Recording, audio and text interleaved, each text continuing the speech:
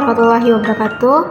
Kembali lagi dengan saya Rahima Udina dari Program Studi Pendidikan Bahasa dan Sastra Indonesia kelas 2023B. Materi selanjutnya yang akan saya bahas yaitu Teori Psikologi Sastra. Definisi Teori Psikologi Sastra. Psikologi sastra adalah cabang ilmu kajian sastra yang melihat karya sastra sebagai aktivitas dan pantulan kejiwaan.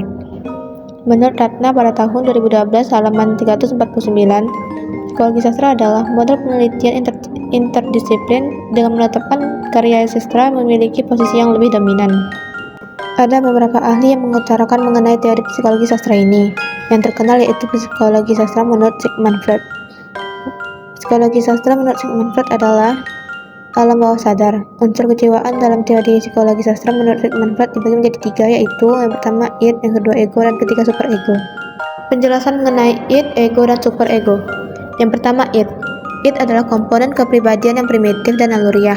Id adalah bagian dari ketidaksadaran yang berisi semua dorongan dan impuls. Id biasanya didasari oleh keinginan, dan jika keinginan itu tidak terpenuhi akan menimbulkan rasa cemas atau marah. Id terlibat dalam proses berpikir primer yang primitif, tidak logis, tidak rasional, dan berorientasi pada fantasi. Untuk pemikiran proses ini tidak memiliki pemahaman terhadap realitas objektif dan bersifat egois serta angan-angan.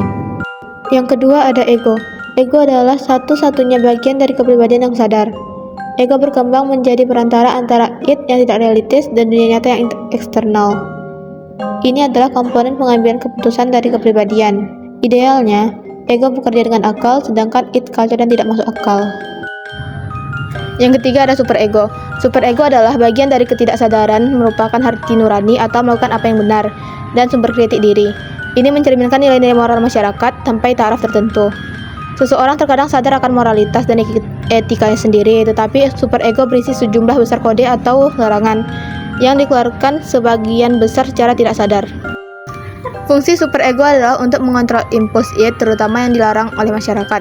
Superego juga berfungsi membujuk ego untuk beralih ke tujuan moralistik daripada hanya realistis yang berjuang untuk kesempurnaan. Analisis teori psikologi sastra pada novel karangan Trelia yang berjudul Hujan. Analisis psikologi tokoh Lail pada novel. Yang pertama id. Pada novel ini dapat dilihat dari beberapa kutipan dialog dan paragraf berikut. Pada kutipan novel tersebut, tampak terlihat id dari tokoh Lail, di mana dia ingin tetap berada di rumahnya sampai ayahnya kembali, namun esok memaksanya untuk mengikuti dirinya. Hal ini membuat keinginan dari Lail tidak terpenuhi sepenuhnya sehingga menimbulkan rasa kecewa pada dirinya, dan membuat ia semakin keras kepala. Sesuai dengan definisi id tadi, jika suatu keinginan tidak terpenuhi, maka akan menimbulkan rasa cemas atau kecewa serta marah pada diri individu. Pada kutipan tersebut terdapat ego dari Lail, di mana dia ingin menolong dan mengorbankan dirinya agar ibunya selamat. Tindakan ini masuk ke dalam ego, di mana sikap nekatnya berdasarkan naluri supaya keinginannya terpenuhi agar sang ibu terus bersamanya. Namun konteks tersebut belum bisa diterima sepenuhnya oleh masyarakat. Yang ketiga ada superego.